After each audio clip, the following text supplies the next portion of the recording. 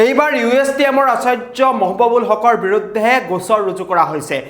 ভুৱা অফিচি প্ৰমাণপত্ৰ নিৰ্মাণৰ বাবে এই অভিযোগতেই মুখ্যমন্ত্ৰীগৰাকীয়ে ৰাজ্যৰ মুখ্যমন্ত্ৰী ডক্টৰ হিমন্ত বিশ্ব শৰ্মাই ইউএছটিএমৰ আচাৰ্য মহবুবুল হকৰ বিৰুদ্ধে গোচৰ ৰুজু কৰিবলৈ কৰিমগঞ্জ আয়ুক্তক নিৰ্দেশনা প্ৰদান কৰিছে।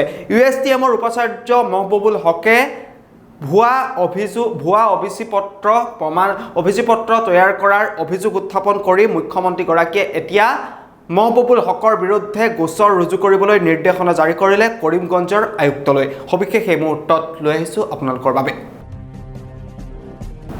আমি জনাইছোঁ যে ইউএছটিএমৰ আচাৰ্য মহবুবুল হকৰ বিৰুদ্ধে ৰুজু কৰা হৈছে গোচৰ আৰু কৰিমগঞ্জ আয়ুক্তক গোচৰ ৰুজুৰ বাবে নিৰ্দেশ প্ৰদান কৰিছে মুখ্যমন্ত্ৰীয়ে।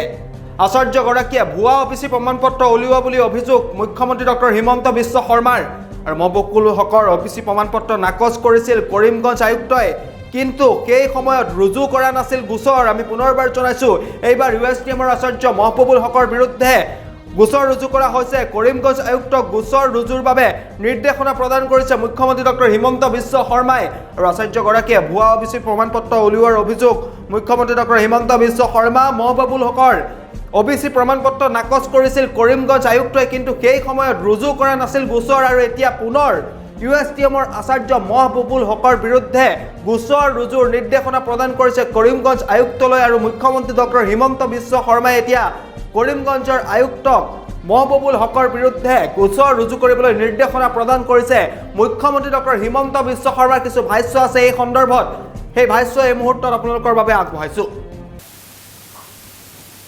এতিয়া মই আপোনালোকক আৰু এটা কথা ক'লে আপোনালোকে মোক বেয়া নাপাব। ইমান দিন আমি কি কৈ আছিলোঁ যে ইউএছটিএমৰ মালিক শিক্ষাবিদ হয়। Now a report has come from DC Karimganj যে তেওঁ অবিচিৰ চাৰ্টিফিকেট লৈছিলে falsely and then his certificate was cancel by DC Karimganj. এটা ফলছ অবিচিৰ চাৰ্টিফিকেট লোৱা মানুহজন শিক্ষাবিদ হ'ব পাৰে নেকি? চ' মই ডিটেইলছ মই নকওঁ, বাট কিৰেন কমিউনিটিৰ মেম্বাৰ হয় বুলি he took a OBC certificate. Then people instituted complain against him and then DC Karimganj after hearing everybody cancel the OBC caste certificate issued to that gentleman. এইটো লৈ ল'ব অলপ চলপ, মোৰ অফিচৰ পৰা নবক মই কৈ দিম, গোটেই অৰ্ডাৰটো দি দিব যে এজন যি মানুহে নিয়মতে অবিচিৰ জালি চাৰ্টিফিকেট লোৱাৰ পিছত নেক্সট লাইনটো হ'ব লাগিছিল criminal case. That FIR was not done. Now we are going to file the FIR.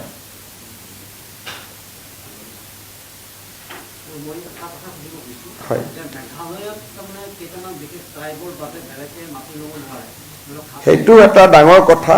সেইটো মেঘালয়ৰ পৰা মোক বহুত মানুহে কৈ আছে, কিন্তু মেঘালয় চৰকাৰৰ কথাত মই সোমাব খোজা নাই।